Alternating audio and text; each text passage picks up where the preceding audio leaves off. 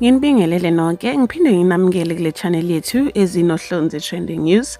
Namhlanje ke sikhuluma ngevideo esabalale kakhulu einkundleni zokuxhumana. Le video ke ishiya abantu abaningi banembuzo ngoba ibonisa owesifazane evula ibhokisi lomufi ngesikhathi selizokhishwa endlini bese efaka into ethile phakathi ebhokisini. Abantu abebebukela le video ke babe nembono ehlukene. Abanye bathi mhlawumbe bekuyisiko lomndeni, abanye bathi bekungumkhuba wokugcina wokuvalelisa.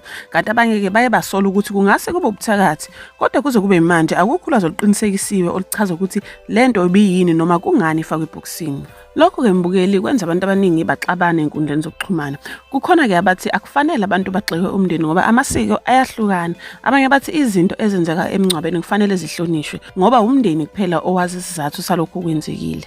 Kukhona ke nabantu abathi kufanele bayeke ukusabalalisa amavideo emngcwabo ngaphandle kwemvumo yomndeni ngoba lokhu kungabanga ukudideka nokulimaza imizwa yabashonelwe. Kodwa ke abanye bathi bajabulile ngokuthi isabalele le video einkundleni zokuxhumana ukuze kubonakala ukuthi kwenzekeni ngempela. Njengamanje akukho ubufakazi obuqinisekisa ukuthi lokhu bekuxhumene nobuthakathi. Okuningi okukhulunywayo kuvela embonweni yabantu einkundleni zokuxhumana, hayi embikweni eqinisekisiwe. Ngaphambi kokuba ngiqede le video ke ake ngitshele nokuthi abantu abaningi einkundleni zokuxhumana bathini. Abaningi ke bathi bayajabula ngokuthi lesi sigameko saqoshwa ngevideo ngoba uma kungase kuvele okulunye ulwazi noma kuphenywe le video ingasiza ekuqondeni ukuthi kwenzekeni. Abanye baphinde bathi kubonakala sengathi laba bantu ababili bebazi ukuthi benzani ngoba kubonakala sengathi bayaxhumana ngaphambi nangemuva kwalesi senzo.